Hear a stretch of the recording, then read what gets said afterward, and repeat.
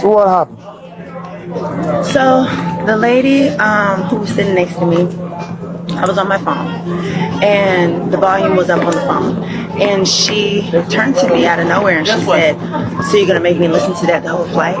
And I said, "Well, do you want to?" And she said, "No." And I She will said, make you listen to what? "Am I gonna make her listen to my phone?" Oh, okay. Yeah. I said, "Well, it was a nicer way to say that." And she said, "Bitch, you don't tell me bitch." And I was like, Are you okay? I'm okay.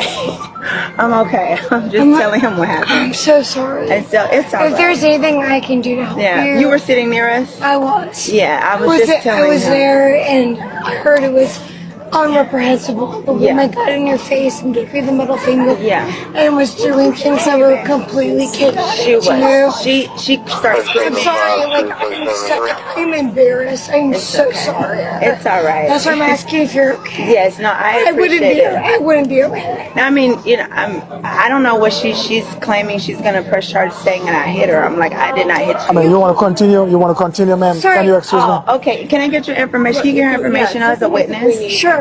Yeah, please. Thank you so much. I really appreciate it. Absolutely. I was sitting 2 rows back. She did not touch No, me. that's what I'm saying. You saw everything happen? Yes. Yes. The guy's You wanna- seat had his seat reclined before the flight even took off, and I saw the entire gap. She did not touch You me. didn't touch her.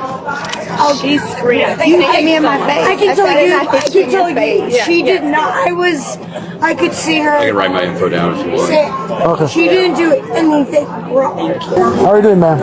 I'm not very good, sir, and you? Good. I'm Officer Brumand. I work with the Atlanta Police Department. Great. So I heard about the incident that happened, but I haven't heard your side of the story. Why What's, didn't we hear my side of the story first, sir? well, I had another officer Oh, okay. Well, spoke to you, but I just want to hear it and do you personally. think it's proper to me tell you the whole story where everybody's sitting around here, they can all hear it? No, ma'am. If you want to be private, I think we should be private, sir. This is an assault okay. You matter. want to come over? Yes. First of all, where did the incident happen? I was sitting in my seat Where? in Delta Airlines, seat number 3A, or B, I believe. This happened in Las Vegas Yes, sir. while the plane was still boarding. No. The plane was in the air. Yeah. Okay. Was taking off. Just That's taking why off. the flight attendants couldn't come help me from her beating, because they had to be buckled in. Okay. So what happened? Before I say anything, I want to know, is my information going to be given to the woman who assaulted me? No, ma'am. Because I'm afraid for my life. No, ma'am. Okay. It's not. It's I was sitting in my seat. She was the last passenger to come on board. So when she came on board, she said, "I'm in that seat." I said, "No problem." I jumped up, got far away from her so she had plenty of room. She had to put stuff in the upstairs thing. I understand that. Took plenty of time. Sit back down. We never spoke other than that. And after about 25 minutes of her on Instagram, full blast, every time she would flip, because apparently it was from a loud place, I jumped because it was so loud. And so I waited 25 minutes, give her time, let her do whatever she needed to do, and then I said, "Am I going to have to listen to that the whole time?" And she said, "Do you like it?" And I said, "No." And she said, "Well, I don't like the way you asked me." I said, "Don't put this on me." And the next thing I know, there was a fingernail so close to my eye that I thought I was going to be physically attacked. She had her, I don't want to do it to you, sir. She had her hands in my face, screaming, calling me crazy. On and on and on. So now the flight attendants can't come help me because they're strapped in for this takeoff. My phone is sitting against my leg on my lap. So I take it to video to try and protect myself. And as soon as I go like this, she takes her hand and goes like that and throws my phone. And everybody sees the phone go down the end of the whole airplane. And the flight attendant told me he saw her knock it out of my hand.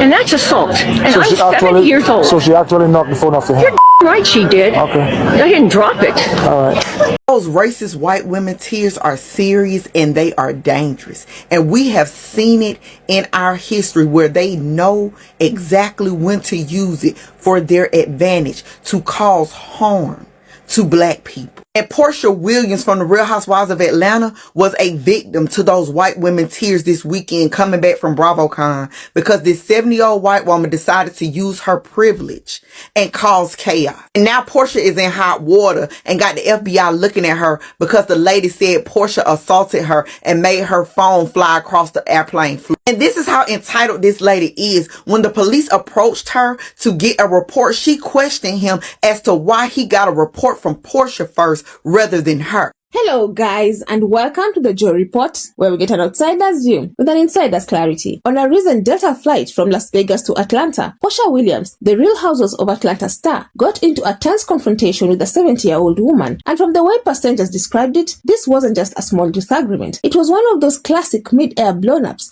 where someone decides to pick a fight, play victim, and then act like the entire plane should take their side. What started as a complaint about Porsha scrolling through Instagram with the volume up quickly turned into a full drama scene, and the older woman claiming she feared for her life. It was the kind of moment that makes you stop, rewind, and ask, how did you even get here? Before we proceed, all credit goes to the creators of these videos. You'll find all their ads in my description box. But for now, let me play you a few more clips, and I'll be back with more commentary. So this lady at Delta Airport claimed that Porsha Williams from Real Housewives of Atlanta allegedly beats her. We've got to be for real. Listening to both sides of the story, it sounds like she created this nonsense. This whole drama was very rude. And Porsha got a mouth on her, so I'm pretty sure she said something smart back. But Porsha claims that she did not touch her. It's the language that she's using, right? She came on board. I jumped up. I looked at her. She said, I'm going to put my bag up. Cool, that's okay because we still have time. Like, that's her place to tell her when she can put, like, please. She said as they were arguing, the flight attendants couldn't help me because they were strapped down for takeoff, like she needed saving after creating this incident. And Porsha says instead of the lady actually listening to the full story, they pretty much chastised her. And she's like, why are you chastising me when she's the one who's causing the altercation? So the flight attendant, according to Porsha, made the girl get up and move to another seat, but the lady was being irate because she didn't want to be the one to have to move her seat. Again, causing more problems. This whole Porsha Williams thing is alarming, and I'm gonna tell you why. That officer was so dismissive of her until a man came over and started to tell his side of the story. If that could happen to somebody like Porsha, who has a voice, a platform, she was literally coming back from BravoCon, where she is a literal Bravo celebrity, then I'm terrified for the rest of us. And that older woman who made up that lie, I wonder how many times she's done this throughout her lifetime. I'm glad Porsha's a public figure, so this can actually have some attention. But what about those who don't have a voice? It's scary. This is Atlanta too. Like, this is somewhere that you think that she'd be safer. It's her home turf. She has connections there. She has a network. She's known. But no, that was disgusting policing. I'm sorry. The whole situation began when the older woman turned to Porsha and complained about the sound coming from her phone. Instead of asking politely, she jumped straight into attitude, asking if Porsha planned to make her listen to that the whole flight.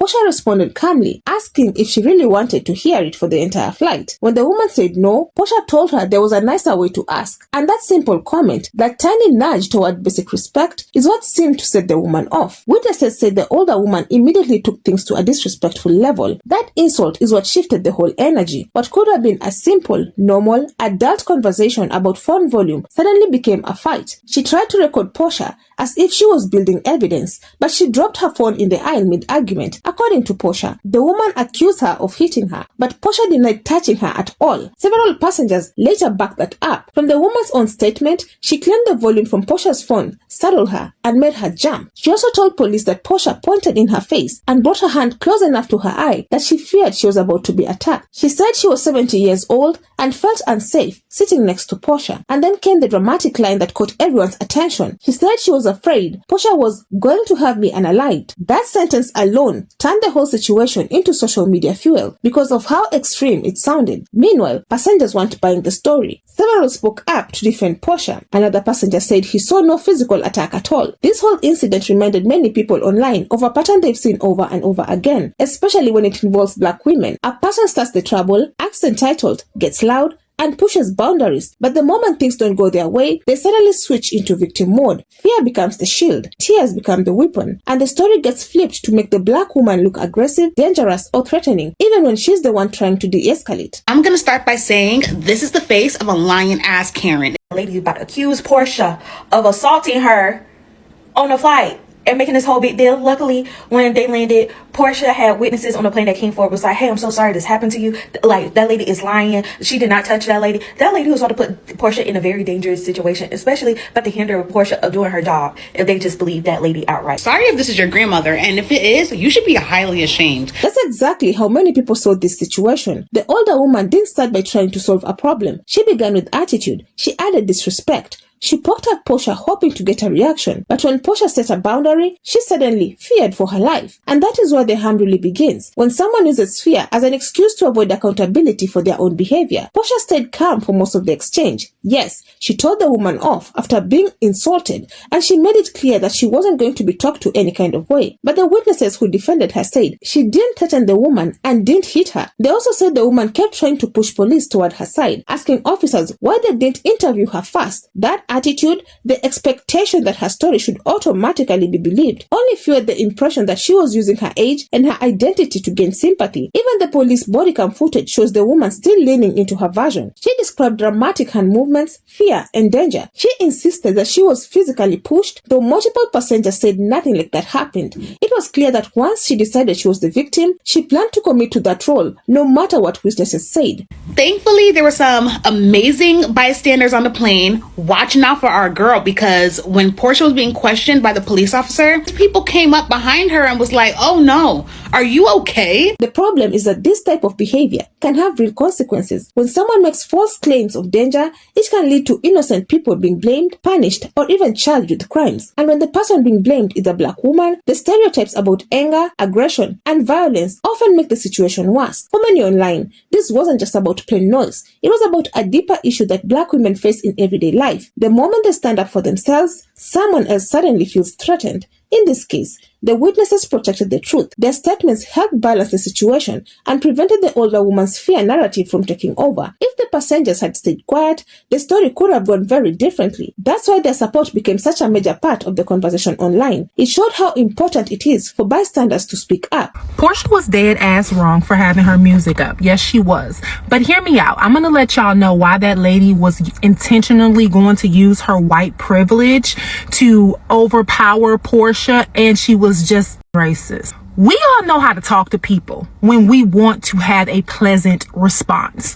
What you said out of your mouth, that comment of, oh, so I'm just gonna have to listen to this the rest of the flight or whatever, you knew what you were saying was going to invoke a negative emotion out of Porsha. I believe that you knew who the hell she was. So you were automatically going to pick a fight with Porsha no matter what she was doing. And unfortunately, Porsha, this is exactly why you got to remember, when you're black, they're always watching our asses and looking for a reason. We don't have any wiggle room to have a slight misunderstanding. We don't, because they will look for any reason to come to us with the bullshit, which is exactly what she did. When the plane landed, police separated both women and took statements because the incident happened mid-air. The case was passed to the FBI to review any potential federal violations. Porsha's lawyer later called the woman unhinged, saying Porsha was verbally attacked without provocation. The public reaction has been mixed, but most people who watched the body cam footage agree that the woman exaggerated her fear and created unnecessary drama. This whole event is a reminder of how quickly a simple disagreement can turn into a public spectacle when ego, entitlement, and stereotypes collide. It shows how someone can provoke a situation, lose control, and then claim to be the victim. And it highlights the importance of witnesses who speak the truth when someone tries to weaponize fear.